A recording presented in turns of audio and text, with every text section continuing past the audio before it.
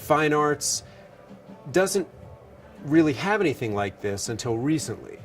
So seeing this at the clay conference, I think kind of sparked some interest, and there's definitely a push in the district for technology, and this felt like a really exciting avenue for me. It's interesting to bring technology, which is more clean cut, and art, which is more organic, together. How can we get kids in here?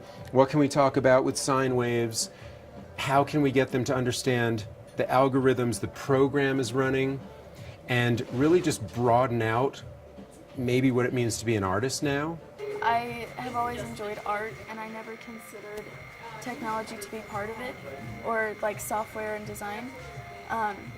So incorporating that into something that I already enjoyed and making me have a new appreciation for it, that was really fun. We are bringing tech to kids and trying to broaden out what art could be, what clay could be, what school could be for them.